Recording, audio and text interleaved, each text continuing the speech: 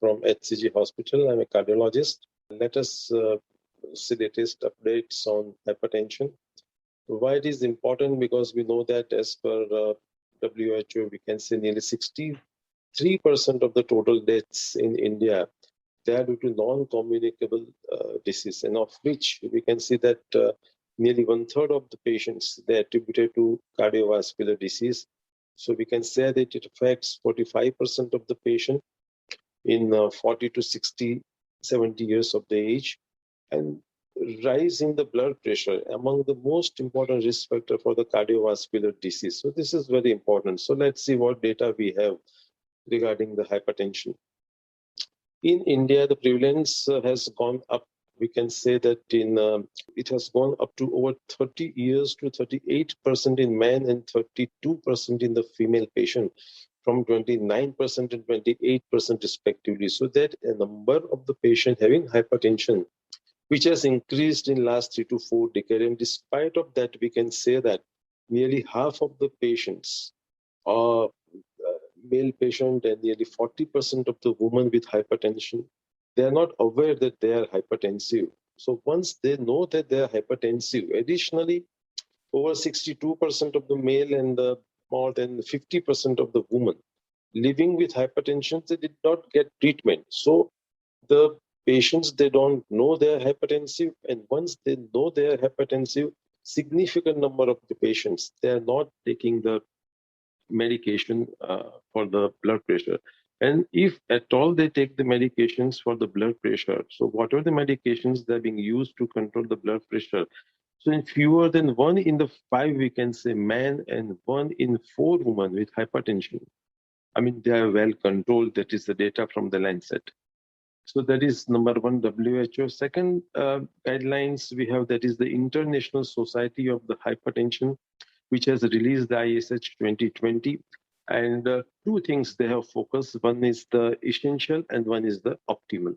The optimal is care, that is the evidence-based, guideline-based standard therapy, while essential means we all doctors, we are supposed to at least offer those investigations, and at least we are going to offer, I mean, it is must that we must offer certain treatment.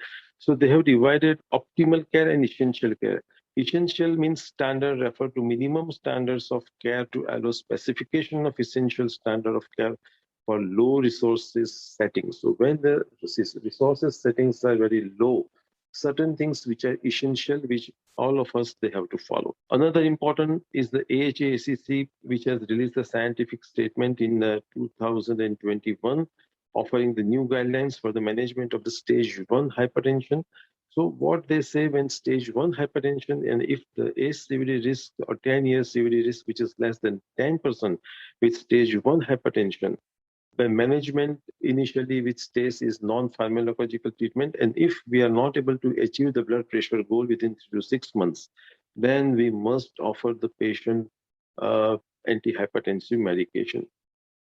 And the lowering of the blood pressure, systolic blood pressure, how low should we go? We know that the lowering to 110 to less than 130 means substantially, which reduce the cardiovascular adverse events, that is in the STEP randomized trial, and just affirming the sprint findings that we know, even in the elderly population, that is the Chinese population, and among some 8,000 patients aged 60 to 80 in China, the intensive, the target trimmed to 26% of the composite CVDs. So this is also important. We have to be very careful, particularly in the diabetic subset of the patients when we are treating them very aggressively.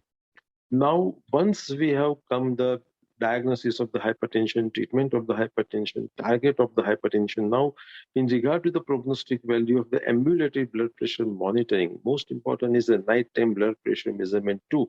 So we can set 2018 European guidelines on the management of the arterial hypertension.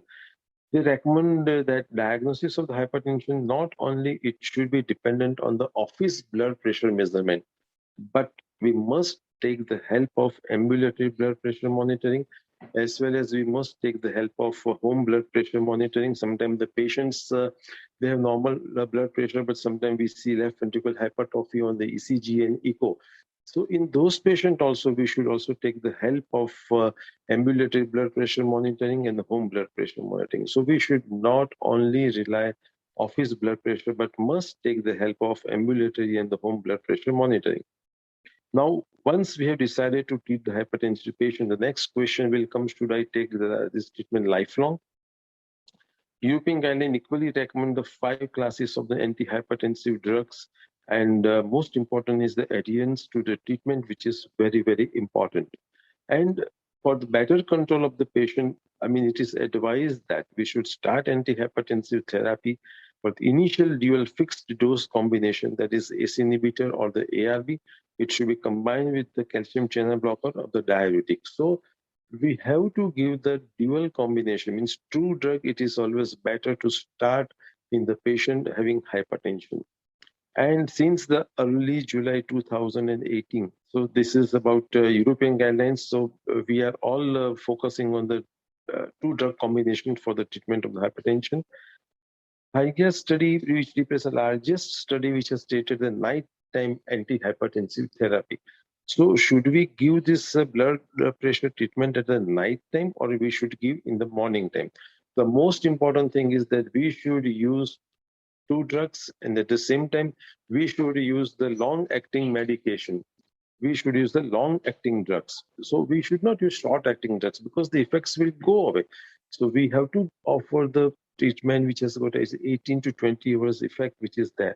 So this is the study, HIGAS study, which represents the largest study which testing the nighttime antihypertensive medications.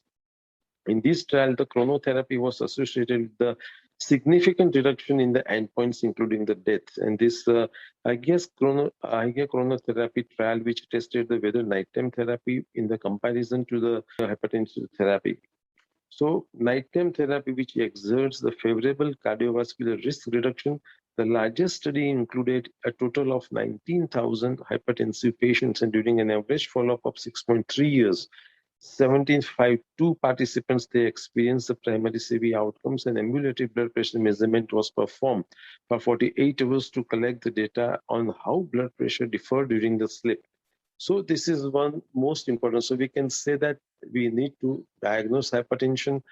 Once it is diagnosed, then proper medication which is to be given, preferably two drug combination, which is very important, for which we need to select according to the patient underlying morbidity. But more in routine patient, usually we select ACE inhibitor or ARB. It's combined with the calcium channel blocker or diuretic therapy. Majority of this medication we have to give for the long term we have to give, and if possible, long-acting medication should be given, and preferably nighttime it should be preferred. So this is about hypertension and its management. Thank you very much.